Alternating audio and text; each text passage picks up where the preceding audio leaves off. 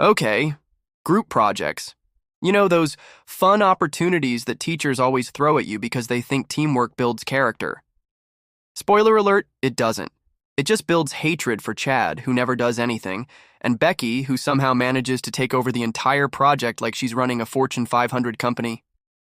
Now let me take you through every group project I've ever been in, because each one was its own special brand of psychological warfare. The first type of group project is the silent room project. Everyone sits there pretending to brainstorm, but in reality, we're all just avoiding eye contact, hoping someone else magically becomes the leader. After 10 minutes of silence, Becky goes, "So, should we start?" And boom, she's in charge. Everyone else is just along for the ride. And you know what? That's fine. Because if you try to take initiative, suddenly you're the villain. You're the dictator of PowerPoint slides.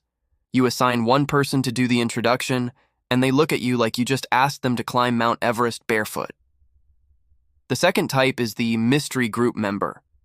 This person shows up for the first meeting, introduces themselves, nods, smiles, and then disappears. Forever. No texts, no calls, no emails. On presentation day, they magically reappear with the confidence of a man who has been on vacation in the Bahamas while we were sweating bullets trying to finish the slides, and the teacher, they don't even notice. Then we have the overachiever. Oh boy. This person is allergic to failure.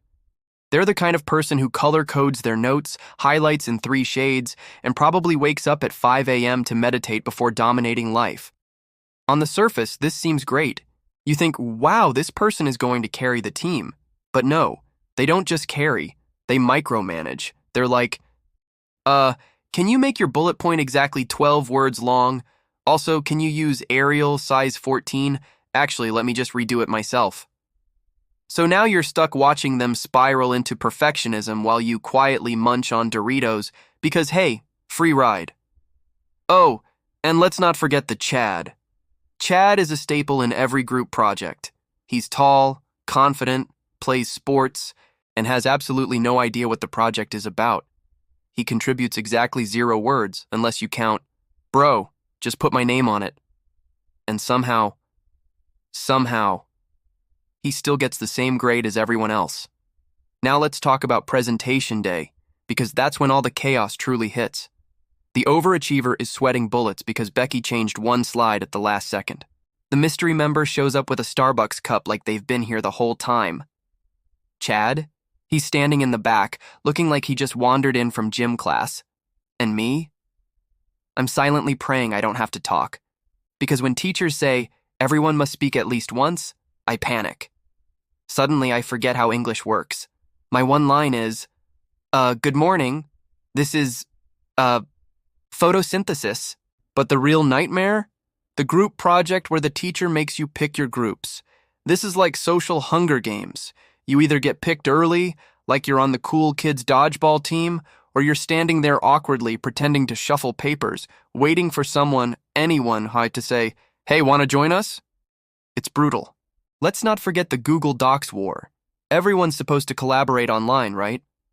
But then you log in and see that Becky has already written the entire thing. You try to type one sentence, and suddenly her cursor appears, highlighting your words, deleting them, and replacing them with something better.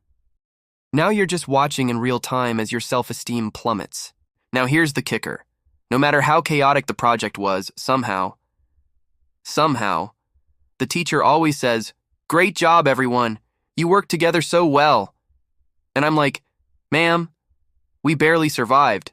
Chad didn't even know what class this was for." But here's the thing, and this is where I get deep for a second. Group projects are kind of like life. You'll always have the silent ones, the overachievers, the freeloaders, the leaders, and the chaos gremlins. The trick is figuring out how to survive without losing your mind. And maybe, just maybe, learning how to laugh about it afterward. Because trust me, if you don't laugh, you'll cry. So now I want to hear from you. What's the worst group project experience you've ever had? Drop it in the comments and I'll feature the most cursed ones in a future video. Also, don't forget, hit that like button if you've ever suffered through a group project. And subscribe if you want more dumb stories, chaotic logic, and way too many drawings of stick people suffering. Thanks for watching, and remember, if Chad is in your group, you're doomed.